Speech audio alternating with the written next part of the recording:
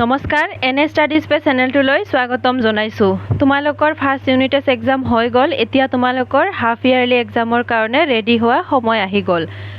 তোমালোকৰ half yearly এক্সামটো unit টেষ্টৰ নিচিনা ইজি নহয়। তোমালোকৰ হাফ ইয়াৰলি এক্সাম HSLC 27 তোমালোকে মেট্ৰিক এক্সাম যেতিয়া দিবা ঠিক তেনেকুৱা ধৰণৰ মানে একজেক্ট ছেইম পেটাৰ্ণত হ'ব। HSLC ফাইনেল এক্সামত যেনেকুৱা ধৰণৰ পেটাৰ্ণত হয় হাফ ইয়াৰলি ঠিক তেনেকুৱা পেটাৰ্ণ ঠিক তেনেকুৱা নাম্বাৰ মানে 90 মাৰ্কছ 100 মাৰ্কছৰ ভিতৰত তেনেকুৱা হ'ব। ইয়াতে 50% MCQ থাকিব আৰু তোমালোকে হাফ ইয়াৰলি এক্সামত পাছ কৰিবই লাগিব। পাছ কৰিব হ'লে কিমান মাৰ্ক পাব লাগিব? 13 মাৰ্কছ MCQত তোমালোকে 13 মাৰ্কছ পাব লাগিব আৰু ডেছক্ৰিপটিভৰ পৰা মানে লিখাখিনিৰ পৰা কিমান পাব লাগিব? 14 মাৰ্কছ পাব লাগিব, নহ'লে তোমালোকে ফেইল কৰিবা। তো তোমালোকে ৰেডি হোৱাৰ আগতে কি জানিব লাগিব? কোনখিনি পঢ়িব লাগিব? হাফ ইয়াৰলি যিহেতু বেছি ফাইনেলৰ নিচিনা পঢ়িব নালাগে, কেইটামান চেপ্টাৰ পঢ়িব লাগিব। সেই চিলেবাছখিনি এইটো ভিডিঅ'ত ধুনীয়াকৈ তোমালোকক আলোচনা কৰিম। ইংলিছৰ গ্ৰামাৰ, এছামিছৰ ব্যাকৰণ কি কি আহিব, তাৰপিছত চেপ্টাৰবিলাক কি কি আহিব। তোমালোকে ইউনিট টেষ্ট এক্সাম হৈ গ'ল, এতিয়া মানে টাইম ৱেষ্ট কৰিব নালাগে। তোমালোকে এই গৰমৰ বন্ধখিনিত হাফ ইয়াৰলিৰ কাৰণে প্ৰিপাৰেশ্যন কৰা। যিমান সোনকালে তোমালোকে চেপ্টাৰবিলাক কমপ্লিট কৰিব পাৰিবা, কাৰণ গ্ৰামাৰ ভালেখিনি পঢ়িব লাগিব, ব্যাকৰণ পঢ়িব লাগিব। যিমান সোনকালে তোমালোকে মানে চিলেবাছ কমপ্লিট কৰিব পাৰিবা, সিমান সোনকালে তোমালোকে ফাইনেলৰ কাৰণে প্ৰিপাৰেশ্যন ল'ব পাৰিবা। আৰু এইবিলাক এটা এটা ষ্টেপ ভালকৈ গৈহে তোমালোকে মেট্ৰিকত ভাল নম্বৰ পাবা। নহ'লে এতিয়া যদি তোমালোকে ভাবা এই নপঢ়োঁ ফাইনেলত পঢ়িম, ডাইৰেক্ট তোমালোকে পাছ কৰিব নোৱাৰা। এইটো কথা মনত ৰাখা। এতিয়াৰ পৰা যদি তোমালোকে এটা চান্স, এইটো চেষ্টা কৰা, এইটোত তোমালোকে যদি পাছ কৰা তেতিয়াহ'লে গম পাবা যে তোমালোকে ফাইনেলতো পাছ কৰিবা। সেইকাৰণে এতিয়া চিৰিয়াছ হৈ এই চিলেবাছখিনি লিখি ৰাখা, নাইবা দাগ দি ৰাখা, কিতাপ মেলি ৰাখা, গ্ৰামাৰখিনি কি কি আহিব দাগ দি ৰাখি ভালকৈ পঢ়া।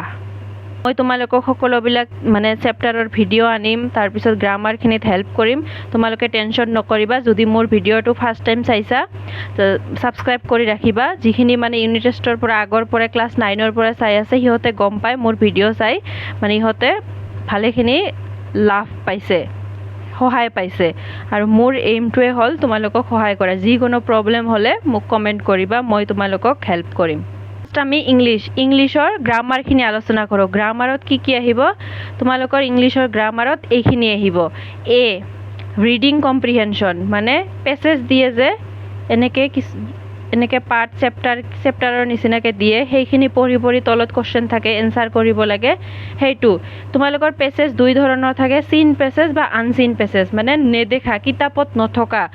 আৰু এইটো হয় মানে কিতাপত নথকাটো আনচিন, আৰু কিতাপৰ ভিতৰৰ পৰা টেক্সট উঠাই দিয়ে যে এইটো কয় চিন পেছেজ। তোমালোকৰ হাফ ইয়াৰলিত কি আহিব? আনচিন পেছেজ, মানে কিতাপত নথকা। সেইকাৰণে তোমালোকে কি কৰিবা? আগৰ কুৱেশ্যন বেংক লোৱা, নাইবা আগৰ কুৱেশ্যন পেপাৰ চোৱা, যিবিলাক মানে কুৱেশ্যন আছে পেছেজৰ সেইবিলাক তোমালোকে প্ৰেক্টিছ কৰা, নোচোৱাকৈ প্ৰেক্টিছ কৰা, তেতিয়াহ'লে হেবিট হ'ব। তাৰপিছত কি আহিব? ৰাইটিঙৰ পৰা কি আহিব? ট্ৰেঞ্চলেশ্যন আহিব। অসমীয়াত দিব, ইংলিছত কি কৰিব লাগিব? ছাবষ্টেঞ্চ ৰাইটিং 2-4টামান লাইন দিব। সেই লাইনৰ পৰা তোমালোকে মানে অলপ বহলাই লিখিব লাগিব। এইটোক ছাবষ্টেঞ্চ ৰাইটিং বুলি কয়। মই তোমালোকক এইবিলাক সকলোবিলাক টপিকৰ ওপৰত ভিডিঅ' আনিম। গ্ৰামাৰৰখিনি মই ভালকৈ দিম ভাবিছোঁ। তোমালোকক যদি লাগে মোক কমেণ্ট কৰিবা লাগে বুলি। তাৰপিছত ষ্টৰি ৰাইটিং, লেটাৰ ৰাইটিংটো মই বহুত ধুনীয়াকৈ শিকাইছোঁ তোমালোকক কেনেকৈ লিখিব লাগে। যদি তোমালোকে ইংলিছ নাজানা, ইংলিছ নোৱাৰা, তথাপিও লেটাৰ কেনেকৈ মানে লিখিব লাগে, কেনেকৈ মানে নাজানিলেও ফৰ্মেটখিনি লিখি তোমালোকে 3 নম্বৰ 2 নম্বৰ পাব পাৰা, মই এইখিনি শিকাই দিছোঁ। তাৰপিছত কমন দিছোঁ। মোৰ চেনেলত ভিডিঅ' আছে, চাবা, নাইবা মই এইটো ভিডিঅ'ৰ তলত লিংকটো শ্বেয়াৰ কৰি দিম, চাই ল'বা। তাৰপিছত ষ্টৰি ৰাইটিং কেনেকৈ লিখিব লাগে এইবিলাক মই তোমালোকক শিকাই দিম। ষ্টৰি ৰাইটিং আহিব। গ্ৰামাৰৰ পৰা কি কি আহিব? ডিটাৰমিনাৰ্ছ, এইবিলাক এম, তাৰপিছত এন, দি, অফ, ফৰ, এইবিলাক কি বহাব লাগে, দে, আণ্ডাৰ, বিল', এইবিলাক ডিটাৰমিনাৰ্ছ। তাৰপিছত টেন্স ফৰ্ম, ব্ৰেকেটৰ ভিতৰত এটা টেন্স দিব, তাৰপিছত ক'ব যে এইটো পাষ্ট পাৰ্টিচিপলত লিখা, নাইবা চিম্পল পাষ্টত লিখা। টেন্স ফৰ্ম চেঞ্জ কৰিব দিয়ে যে এইটো। তাৰপিছত ভকেবুলাৰী মানে কি দিব? এইবিলাক অপজিট ৱাৰ্ড, তাৰপিছত চিননিম, এণ্টনিম, এইবিলাক। চিনথেচিছ অফ চেণ্টেন্স তোমালোকে এইবিলাক পঢ়িব লাগিব। এতিয়া কিতাপৰ পৰা কি আহিব সেইখিনি আমি আলোচনা কৰোঁ। এইখিনি আলোচনা কৰাৰ আগতে তোমালোকৰ আৰু এখন যে কিতাপ আছে ছাপ্লিমেণ্টাৰী ৰিডাৰ, এই ছাপ্লিমেণ্টাৰী ৰিডাৰৰ পৰা ইউনিট টেষ্টত কিন্তু অহা নাই, কিন্তু এইবাৰ আহিব। হাফ ইয়াৰলি এক্সামত তোমালোকৰ ছাপ্লিমেণ্টাৰী ৰিডাৰৰ পৰা 2টা চেপ্টাৰ আহিব। টেনশ্যন নকৰিবা, মই 2টা চেপ্টাৰে তোমালোকক মানে তাৰে ভিতৰত 3-4টা মান মই ইম্পৰ্টেণ্ট কুৱেশ্যন লিখাই দিম, সেইখিনি পঢ়িলে তোমালোকে বেলেগ আৰু পঢ়িব নালাগে। সেইকাৰণে মানে মই এইটো ভিডিঅ'ৰ পিছত মই নেক্সট কুৱেশ্যন অফ ট্ৰাষ্ট এই 2টা চেপ্টাৰৰ ওপৰত ভিডিঅ' আনিম। কি আহিব? দ্য মিডনাইট ভিজিটৰ আৰু এ কুৱেশ্যন অফ ট্ৰাষ্ট, এই 2টা চেপ্টাৰ আহিব।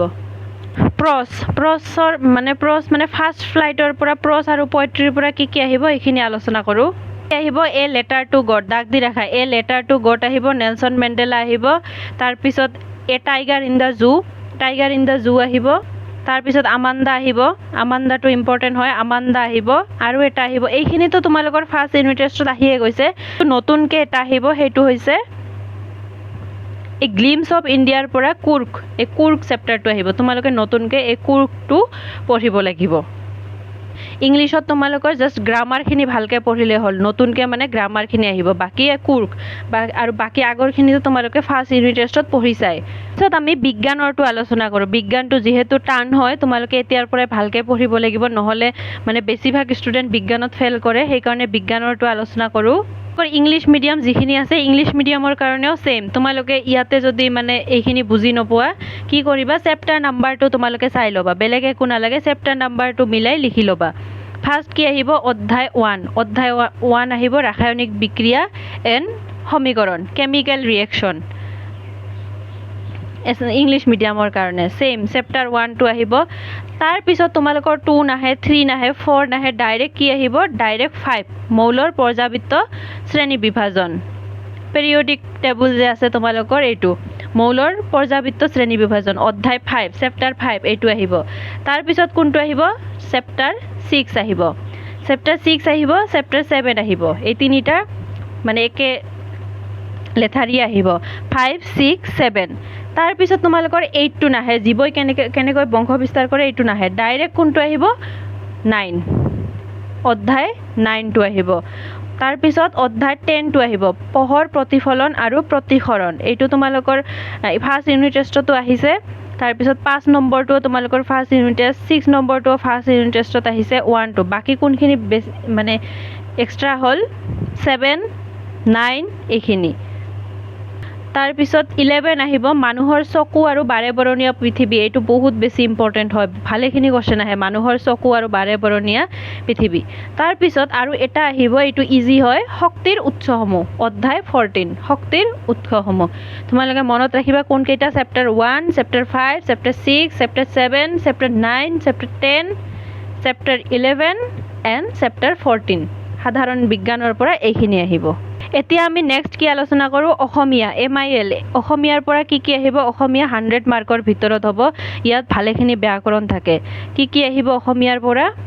তোমালোকৰ অসমীয়াৰ অলপ চিলেবাছটো ডাঙৰ হয়, মানে ভালেকেইটা চেপ্টাৰ, আৰু হাফ ইয়াৰলিতো ভালেকেইটা আহিব। তোমালোকে চোৱা কোনকেইটা আহিব? বৰগীত আহিব, বৰগীত, পদ্যাংশৰ পৰা বৰগীত আহিব, জিকিৰ আহিব, প্ৰশস্তি আহিব, ফাৰ্ষ্টৰ 3টা আহিব। তাৰপিছত গদ্যাংশৰ পৰা কি আহিব? উদ্যোগী হৈ অহা ভাৰতীয় সংস্কৃতি, এই 2টা আহিব। তাৰপিছত 9 নম্বৰটো ইণ্টাৰনেটত তিতা মিঠা, 10 নম্বৰটো অৰুণিমা সিনহা, আৰু 11 নম্বৰটো অৰণ্য যাত্ৰা, এইকেইটা আহিব। আৰু গ্ৰুপ বিৰ পৰা কি আহিব? গ্ৰুপ বিৰ পৰা আহিব এইটো ধৰ ঝাৰু ধৰ ভাই, আৰু গদ্যাংশৰ পৰা আহিব প্ৰাচীন ভাৰতীয় শিক্ষা, এইকেইটা আহিব, দাগ দি ৰাখা। তাৰপিছত আৰু এখন কিতাপ আছে দ্ৰুতপাঠ, সেইটোৰ পৰা তোমালোকে জাষ্ট 2টা জনগোষ্ঠী পঢ়িলে হ'ব, 2টা জাতি জনগোষ্ঠীৰ বিষয়ে বেছি পঢ়িব নালাগে, 2টা ভালকৈ পঢ়িলে হ'ব। মই তোমালোকক সেইটোৰ ওপৰত ভিডিঅ' লৈ আনিম, কি পঢ়িব লাগিব, মানে তোমালোকক টোটেল 5টা মান কুৱেশ্যন পঢ়িলে হৈ যাব, বেলেগ একো পঢ়িব নালাগে, দ্ৰুতপাঠৰ পৰা আহিব। কিন্তু অসমীয়া ব্যাকৰণৰ পৰা কি আহিব? ভালেখিনি আহিব অসমীয়া ব্যাকৰণৰ পৰা। 9ম শ্ৰেণীত যিখিনি ব্যাকৰণ পাইছা সেইখিনি গোটেই আহিব। তাৰপিছত মেইনলি কি আহিব? 9ম শ্ৰেণীৰ মানে কিতাপৰ পিছফালে যিখিনি দিয়া আছে সেইখিনি পঢ়িলে হ'ব, বাকী আৰু কি আহিব? ইম্পৰ্টেণ্ট মনত ৰাখিবা, সমাস, সন্ধি, বাক্য পৰিৱৰ্তন, বাক্য পৰিৱৰ্তন মানে সৰল বাক্যত থাকিলে জটিল বাক্যত, জটিল বাক্যত থাকিলে যৌগিক বাক্যত, তেনেকুৱা। এইটো ইম্পৰ্টেণ্ট হয় কিন্তু ইজি হয়। সমাস সন্ধি এই দুটাটো ইম্পৰ্টেণ্ট হয়। নত্যবিধি সত্যবিধি আহিব, বেলেগ একো বেছিভাগ পঢ়িব নালাগে, নিয়ম কেইটামান চাই ল'বা, নাইবা কিতাপৰ পিছফালে যে দিয়া আছে যিখিনি নত্যবিধি সত্যবিধি সেইখিনি ভালকৈ পঢ়ি ল'বা। তাৰপিছত যতি চিহ্নৰ ব্যৱহাৰ, কোনটোত কি চিন ব্যৱহাৰ হয়, কমা হ'ব নে এইবিলাক যতি চিহ্নৰ ব্যৱহাৰ। খণ্ড বাক্য, জতুৱা ঠাঁচ, জতুৱা ঠাঁচটো গমেই পোৱা, বিপৰীতাৰ্থ শব্দ, এটা শব্দত প্ৰকাশ, তাৰপিছত প্ৰত্যয়। এটা শব্দত প্ৰকাশ, বিপৰীতাৰ্থ শব্দ এইবিলাক কিতাপৰ পিছফালে যিবিলাক দিয়া আছে এইবিলাক। জতুৱা ঠাঁচো বেলেগ পঢ়িব নালাগে বৰ্তমানৰ কাৰণে, কিতাপৰ পাছফালে যিখিনি দিয়া আছে সেইখিনি পঢ়িবা। তাৰপিছত আৰু কি পঢ়িব লাগিব, এইকেইটাৰ ভিতৰত, এই তিনিটাৰ ভিতৰত যিকোনো এটা লিখিব লাগিব। হয়তো তোমালোকে আবেদন লিখন লিখিব লাগিব, নাইবা প্ৰতিবেদন, নাইবা ভাৱ সম্প্ৰসাৰণ, যোনটো ইজি পোৱা সেইটো ভালকৈ পঢ়ি ল'বা।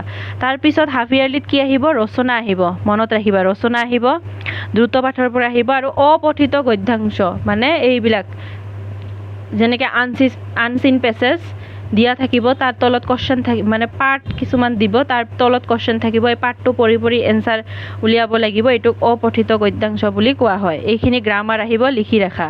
তাৰপিছত ভুলকৈ বাক্যত দিয়া থাকিব, এইখিনি শুদ্ধ কৰি লিখিব লাগিব। সমাৰ্থক শব্দ কিতাপৰ পাছফালে যিখিনি আছে সেইখিনি, সৰ্গ, অনুসৰ্গ, উপসৰ্গ এই দুটা পঢ়িব লাগিব। ব্যাকৰণৰ কাৰণে তোমালোকে এইখিনি পঢ়িব লাগিব, ইম্পৰ্টেণ্ট হয়। এইখিনি যদি নপঢ়া পৰীক্ষাত মানে ভালেখিনি নম্বৰ মাইনাছ হ'ব, ভালেখিনি মানে অলমষ্ট আধা নম্বৰ মাইনাছ হ'ব। ভালকৈ ছ'চিয়েল চায়েন্সৰ পৰা ভালেকেইটা চেপ্টাৰ আহিব। ছ'চিয়েল চায়েন্সটো মানে ক্লাছ 10ত মানে বহুত বেছি পঢ়িব লাগে, ক্লাছ 9 বা 10ত ছ'চিয়েল চায়েন্স বহুত বেছি পঢ়িব লাগে। সমাজ বিজ্ঞান, ফাৰ্ষ্ট তোমালোকৰ হিষ্ট্ৰীখিনি আলোচনা কৰোঁ। হিষ্ট্ৰীৰ পৰা ফাৰ্ষ্টত 3টা চেপ্টাৰ আহিব। চেপ্টাৰ 1 বংগ বিভাজন আৰু স্বদেশী আন্দোলন, দ্বিতীয় অধ্যায় মহাত্মা গান্ধী আৰু ভাৰতৰ স্বাধীনতা সংগ্ৰাম, আৰু তৃতীয় অধ্যায়টো আহিব। তৃতীয় অধ্যায় অসমত ব্ৰিটিছ বিৰোধী জাগৰণ আৰু কৃষক বিদ্ৰোহ। টেনশ্যন নকৰিবা, এইবিলাকৰ পৰা কি কি ভিতৰৰ পৰা পঢ়িব লাগিব মই দাগ দি দিম। অসমত ব্ৰিটিছ বিৰোধী জাগৰণ আৰু কৃষক বিদ্ৰোহ, মহাত্মা গান্ধী আৰু ভাৰতৰ স্বাধীনতা, মানে ফাৰ্ষ্টৰ 3টা। তাৰপিছত জিঅ'গ্ৰাফীৰ পৰা কি পঢ়িব লাগিব, চেপ্টাৰ 1 এণ্ড চেপ্টাৰ 2 এই দুটা, পৰিৱেশ আৰু পৰিৱেশৰ সমস্যা, অৰ্থনৈতিক ভূগোল, বিষয়বস্তু আৰু সম্পদ এই দুটা তোমালোকে পঢ়িব লাগিব। আৰু তোমালোকে ৰাজনীতি কিতাপখন লোৱা, মই কৈ আছোঁ কি পঢ়িব লাগিব। পলিটিকেলৰ ফাৰ্ষ্ট চেপ্টাৰটো পঢ়িব লাগিব, আৰু তলত যে অৰ্থনীতি আছে এই অৰ্থনীতিৰ পৰা চেপ্টাৰ 1, মানে ফাৰ্ষ্টৰ ৰাজনীতিৰ পৰা চেপ্টাৰ 1 আৰু অৰ্থনীতিৰ পৰা চেপ্টাৰ 1 এই দুটা। আৰু জিঅ'গ্ৰাফীৰ পৰা বা ভূগোলৰ পৰা তোমালোকে প্ৰথম 2টা চেপ্টাৰ, আৰু হিষ্ট্ৰীৰ পৰা ফাৰ্ষ্টৰ 3টা চেপ্টাৰ তোমালোকে পঢ়িব লাগিব, 1, 2 and 3 ছ'চিয়েল চায়েন্সৰ এইখিনি। এতিয়া আমি সাধাৰণ গণিতৰ পৰা আলোচনা কৰোঁ। সাধাৰণ গণিতৰ পৰা কোনকেইটা চেপ্টাৰ আহিব, ফাৰ্ষ্ট ৰিভিশ্যনৰ পৰা আহিব। 3টা কি চাই ল'বা তোমালোকে। তাৰপিছত চেপ্টাৰ কোনকেইটা আহিব, চেপ্টাৰ 1 আহিব, চেপ্টাৰ 1 আহিব, চেপ্টাৰ 2 আহিব, তাৰপিছত চেপ্টাৰ 3 আহিব, চেপ্টাৰ 1, 2, 3, 4 এইকেইটা আহিব। তাৰপিছত ডাইৰেক্ট 6 আহিব, ত্ৰিভুজ আহিব। তাৰপিছত 6ৰ পৰা 7 আহিব, 7 আৰু 8 এইকেইটা আহিব তোমালোকৰ। 1, 2, 3, 4, 6, 7, 8 এইখিনি আহিব গণিতৰ পৰা। ৰিভিশ্যনৰ পৰা তোমালোকে R1, R2 and R3 এই 3টা পঢ়িলে হ'ব, বেছি পঢ়িব নালাগে। যিহেতু তোমালোকৰ মানে ইলেক্টিভ ছাবজেক্টটো চবৰে বেলেগ বেলেগ হয়, তোমালোকে কমেণ্ট কৰি জনাই দিবা। মই বেলেগ নহ'লেও হিন্দী আৰু জিঅ'গ্ৰাফী এই দুটা মই নেক্সট ভিডিঅ'ত মই আনি আছোঁ তোমালোকৰ কাৰণে। হিন্দী আৰু জিঅ'গ্ৰাফী এই দুটা আনিম, আৰু বাকী যদি তোমালোকৰ কিছুমানে বেলেগ বেলেগ ছাবজেক্ট লৈছা মোক কমেণ্ট কৰি জনাই দিবা, মই সেই ছাবজেক্টবিলাকৰো তোমালোকক চিলেবাছটো মই দি দিম। থেংক ইউ ছ' মাছ। যদি শেষলৈকে ভিডিঅ'টো চাইছা প্লিজ এটা কমেণ্ট কৰি জনাই দিবা।